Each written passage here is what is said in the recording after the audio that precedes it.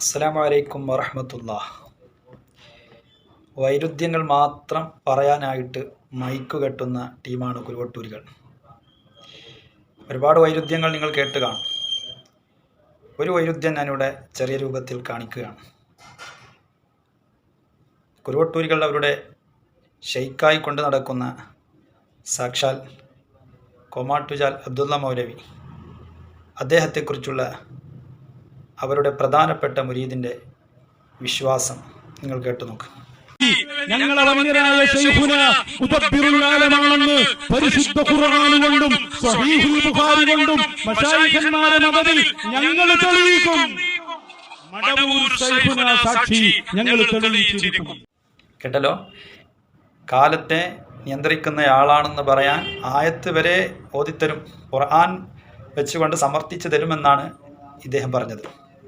മാത്രമല്ല, ഇദ്ദേഹം കാലഘട്ടത്തിൻ്റെ ഖുർആനാണെന്നും കാലം പോറ്റുന്നയാളെന്നൊക്കെ ഉള്ള വിശ്വാസങ്ങൾ അവർക്കുണ്ട്. ഇപ്പം ഞാൻ പറയുന്നു, ഇതൊക്കെ ജനങ്ങളോട് പറയുമ്പോൾ കുറച്ചൊക്കെ ചിന്തിക്കണ്ടേ? ഇവിടെ നൗഷാദ് മൗലവി പറഞ്ഞ കോമാട്ടുചാൽ മൗലവിക്ക് അതിനുള്ള അർഹതയുണ്ടോ? ഇങ്ങനെയൊക്കെ വിശ്വസിപ്പിച്ച് ആളുകളെ കൂടെ നിർത്തുമ്പോൾ അതിലെ അപകടങ്ങൾ എന്താണെന്ന് പറഞ്ഞു കൊടുക്കേണ്ട ബാധ്യതയുണ്ടല്ലോ. ആ നിലക്ക് നിങ്ങൾക്കൊരു ഉദാഹരണം കാണിക്കുന്നുണ്ട്. ആ ഉദാഹരണം നിങ്ങൾ കണ്ടു നോക്ക്. ഇതൊന്നും നിർത്തലും നേരാവൂല. ഓൻ ഹവൻ നഫ്സിലായിത്തീരും. അഫമൻ ഇത്തഖദ ഇലാഹഹു ഹവാഹു.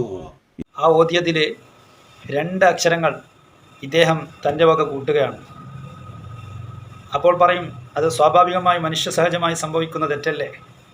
ശരിയാണ്, മനുഷ്യ സഹജമായിട്ട് പലപ്പോഴും ആയത്തുകൾ അങ്ങോട്ടും ഇങ്ങോട്ടൊക്കെ മാറും, മറവി കൊണ്ടൊക്കെ സംഭവിക്കും. പക്ഷേ ഇദ്ദേഹത്തെ അങ്ങനെ നമുക്ക് ഒരു സാധാരണ മനുഷ്യനായി കാണാൻ കഴിയുമോ? കുരുവട്ടൂരികളുടെ വാദപ്രകാരം ഇദ്ദേഹം ആരാണ്? കാലത്തെ പോറ്റുന്നയാളാണ്. അപ്പോൾ സ്വന്തത്തെ നോക്കാൻ സമയം കിട്ടാതെ കാലത്തെ പോറ്റുകയാണോ? അതുപോലെ കാലഘട്ടത്തിൻ്റെ ഖുർആനാണ്. അപ്പോൾ ഖുർആൻ തെറ്റിച്ചോതോ? അതുപോലെ തന്നെ ലോകം നിയന്ത്രിക്കുന്നയാളാണ്. എൻ്റെ ഇദ്ദേഹത്തിൻ്റെ സ്വന്തം നാവിന് നിയന്ത്രണമില്ലാതെ പോയി.